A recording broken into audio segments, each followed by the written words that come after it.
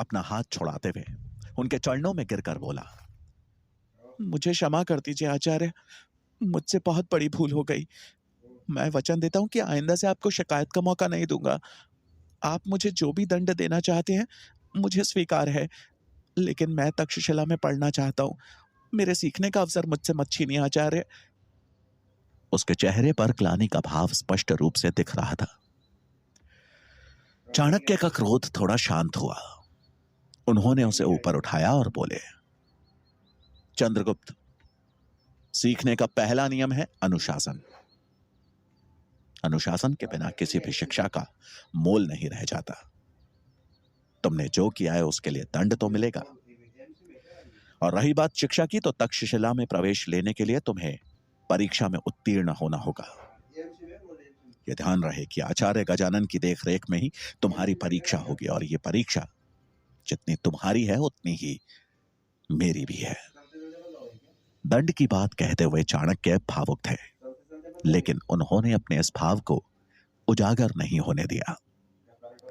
उन्हें पता था कि आचार्य गजानन चंद्रगुप्त की प्रवेश परीक्षा में सबसे बड़ा अवरोध बनने वाले हैं। इसलिए आवश्यक था कि चाणक्य भावनाओं को त्याग कर चंद्रगुप्त को मानसिक और शारीरिक रूप से इतना मजबूत बनाए कि वो हर चुनौती का सामना कर सके। प्रवेश परीक्षा की बात सुनकर चंद्रगुप्त ने दृढ़ता से कहा, इस परीक्षा में उत्तीर्ण होने के लिए मुझे जो भी करना पड़े मैं करने को तैयार हूं आचार्य।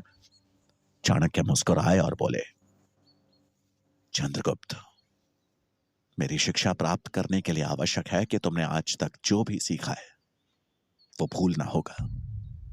अपने मस्तिष्क को खाली कर तैयार होना होगा एक नए आरंभ के लिए।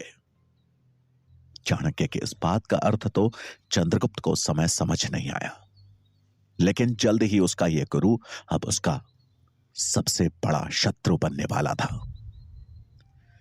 कुछ समय बाद चाणक्य और चंद्रगुप्त विश्वविद्यालय के समीप बने एक आश्रम में पहुंचे। यह आश्रम चाणक्य के एक खास शिष्य सूरजमल का था। एक लंबे समय बाद अपने गुरु को देखकर सूरजमल के मुख पर प्रसन्नता थी। चाणक्य भी अपने प्रिय शिष्य सूरजमल से मिलकर खुश हुए और चंद्रगुप्त का परिचय कराते हुए बोले, सूरजमल, यह चंद्रगुप्त है। इसे तक्षशिला विश्वविद्यालय में प्रवेश के लिए तैयार करना है। मैं चाहता हूं कि तब तक ये यहां पर ही रहे। सूरजमल ने पूर्ण सम्मान के साथ अपने आचार्य और चंद्रगुप्त दोनों का स्वागत किया।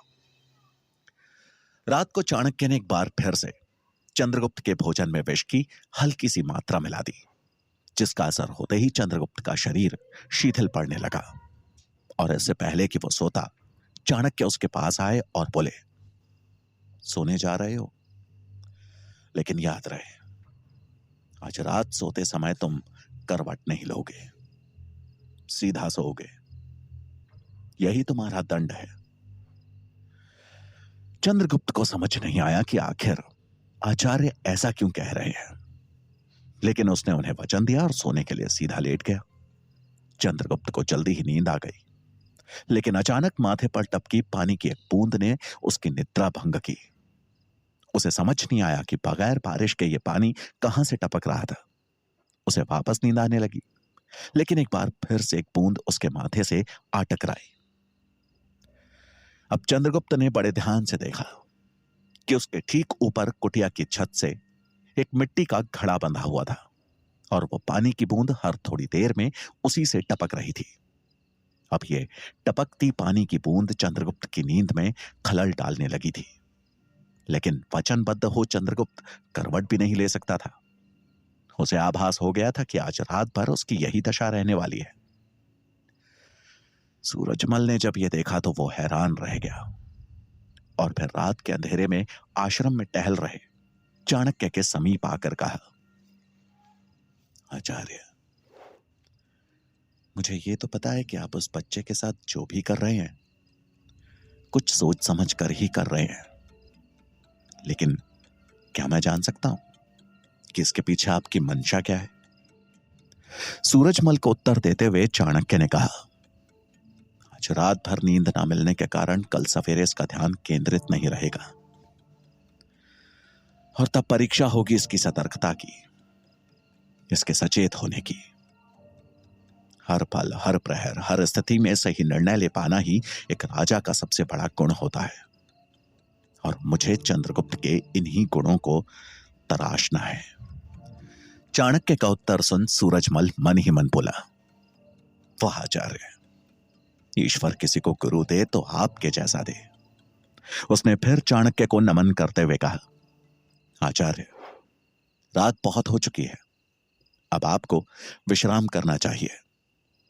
सूरजमल की बात सुनकर चाणक्य ने उसकी ओर देखा और कुछ सोचते हुए बोले, जब आपका शत्रु जाग रहा हो तो भला आप कैसे सो सकते हैं? तुम विश्राम करो सूरजमल। सूरजमल को चाणक्य की बात तो समझ नहीं आई, लेकिन वो उन्हें प्रणाम कर वहां से चला गया।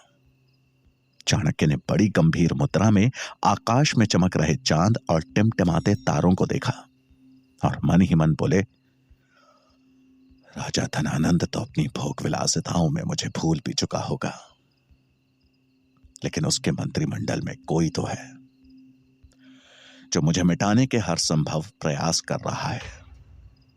और अब उसके निशाने पर चंद्रगुप्त भी आ चुका है।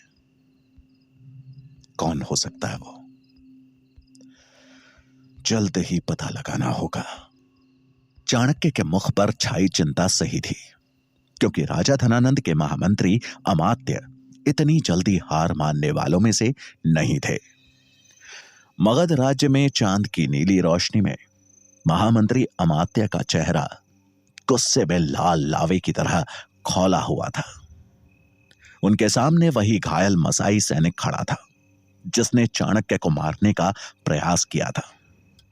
अमात्य ने गुस्से में सवाल करते हुए कहा, एक निहत्थे ब्राह्मण को मारने भेजा था और तुमसे वो भी नहीं हुआ?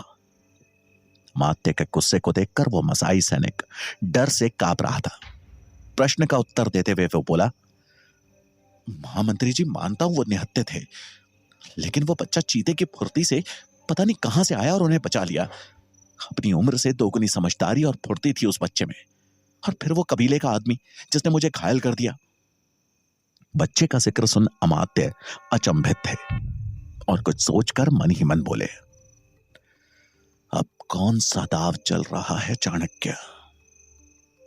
उसकी अपनी तो कोई संतान है ही नहीं,